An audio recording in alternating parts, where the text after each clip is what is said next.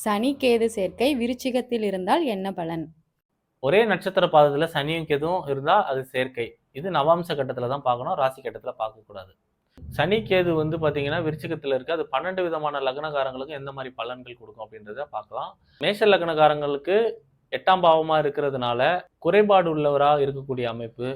எந்த ப்ராப்ளம் வந்தாலும் அது இமிடியேட்டா அவருக்கு சரியாகாத சூழலை உருவாக்கும். அதே மாதிரி சாக்கடை இந்த மாதிரியான இதுல மூலமா அவருக்கு பிரச்சனைகள், தொந்தரவுகள் வரக்கூடிய அமைப்புகள் உண்டு. ரிஷப லக்னக்காரங்களுக்கு வந்து பாத்தீங்கன்னா அவர் தகுதியோட குறைவான பெண்ணை அவர் திருமணம் செய்யக்கூடிய அமைப்புகள் உண்டு. மிதுன லக்னக்காரங்களுக்கு வந்து பாத்தீங்கன்னா 6ஆம் வீடா இருக்கிறதுனால அவருக்கு வந்து நீர் சம்பந்தமான இந்த சாக்கடை இது சம்பந்தமான அது மூலமா அவர் வேலை செய்வார். அது மூலமா அவர் நோய்களையும் அனுபவிக்கக்கூடிய அமைப்புகள் உண்டு.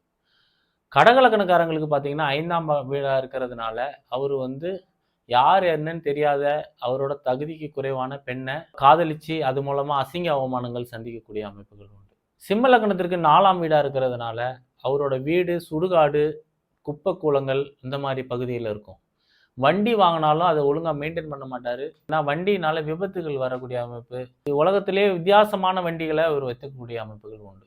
கன்னியா லக்னத்திற்கு 3ஆம் வீடா இருக்கிறதுனால சகோதரர் கிரிமினல் புத்தி உள்ளவராகவோ அவர் மூலமா பிரச்சனைகளை இவர் சந்திக்கக்கூடிய நபராகவோ இருக்கக்கூடிய அமைப்புகள் உண்டு.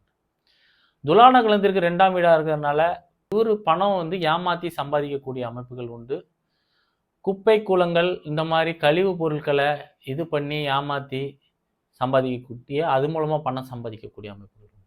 விருச்சிக லக்னக்காரங்களுக்கு பிறவிலே இவங்களுக்கு குறைபாடு உள்ளவங்களா இருக்கக்கூடிய அமைப்புகள் உண்டு. தனுசு லக்னக்காரங்களுக்கு 12ஆம் வீடா வர்றதுனால நீர் சம்பந்தமான பிரச்சனை, அலர்ஜி சம்பந்தமான பிரச்சனைகளை சந்திக்கக்கூடிய அமைப்புகள் உண்டு. மகர லக்னத்திற்கு 11ஆம் வீடா இருக்கிறதுனால கிரிமினல் நண்பர்கள் இவரோடு இருப்பாங்க. மூத்த சகோதரரும் கிரிமினலா இருக்கக்கூடிய அமைப்புகள் உண்டு. கும்பலக்னத்திற்கு 10ஆம் வீடா இருக்கிறதுனால குப்பை கூலங்கள், வேஸ்ட், ரீப்ராசஸிங் இந்த மாதிரியான பொருட்களை வாங்கி விற்பனை செய்யக்கூடிய அமைப்புகள் உண்டு. மறு விற்பனை செய்யக்கூடிய அமைப்புகள் உண்டு. கிரிமினல் சம்பந்தமான தொழில் செய்யக்கூடிய அமைப்புகள் உண்டு.